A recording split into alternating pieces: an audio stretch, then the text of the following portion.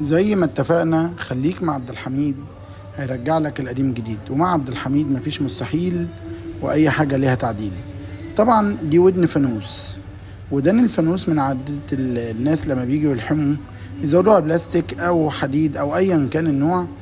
فانا طبعا كل ما بوصل لاي حل مشكلة بعرض عشان كل اخواتي وكل حبايبي يختاروا ويشوفوا ازاي يعملوا الودن او يعملوا حاجة.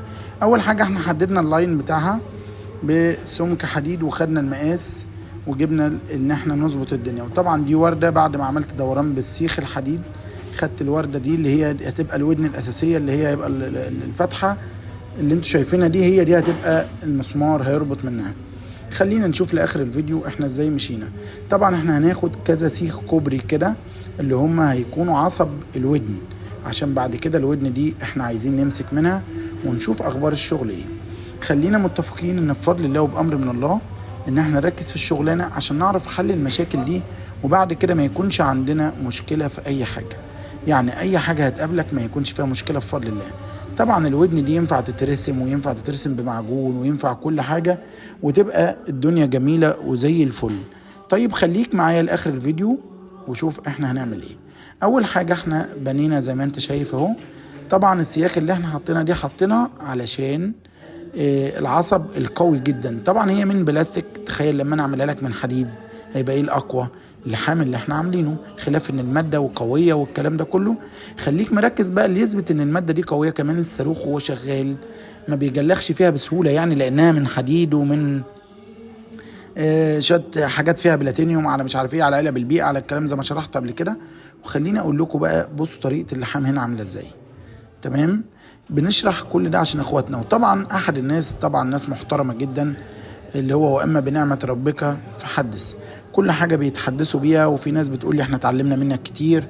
وفي احد الصناعيه والله في المنطقه اللي انا فيها بيقول لي انا النهارده حبيت اعمل تابلو، جبت فيديو من فيديوهاتك وقعدت اتفرج انت بتعمل ايه وعملت زيك بالظبط، والحمد لله ربنا وفقني والحاجه طلعت زي الفل وشكرا ليك. وصنايع من هنا والله من جنبي يعني. فالمقصود من الموضوع ان ربنا يكرمنا كما تعلمنا نعلم، لان ربنا اللي معلمنا، محدش معلم حد. يعني ربنا بيعلمك فما تفتكرش ان العلم ده بتاعك لوحدك، لا ينقص مال من صدقه، ومحدش يقدر ياخد رزقك عشان حد يقول لك لا انت عمال تقول مثلا الصنعه او بتعلم بيها الناس، لا ده سر الشغل. مفيش حاجه اسمها سر. خزائن ربنا مليانه فما بتخلص، فكل يوم ربنا بيرزقنا بمعلومه جديده. زي ما انتم شايفين ان انا بقول لكم عن الودن اهو. الودن ديت ان احنا الحمد لله توفقنا فيها وعملناها بالشكل ده. خليكم معايا للاخر وشوفوا الرسمه بالظبط هنكون عاملين هنا. الدوران بنرسمه والصاروخ ده بيكون شغال واحده واحده كده عشان نوصل لللاين اللي احنا عايزينه. طبعا كله بفضل ربنا وبدعواتكم معانا.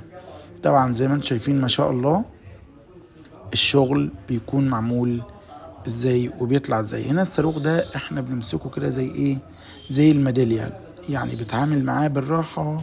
وفي حاجات صغيرة زي ما انتم شايفين. احنا هنا بنفتح بقى الفتحة ومفيش مكان فتحة خالص عشان احنا قفلنا باللحام، بس الحمد لله عندنا نظرة فنية. منزل بالشنيور الصغير ده اكيد هطلع مكان الخرم ده فين. بص من هنا بالنظرة الفنية كده بعمل قصادة على طول والدنيا جميلة.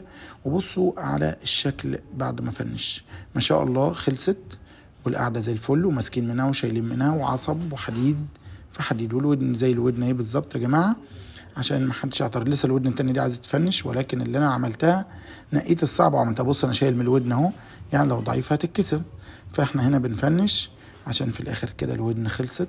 استنونا طبعا في فيديو جديد وفكرة جديدة وحل مشكلة جديدة، والى اللقاء.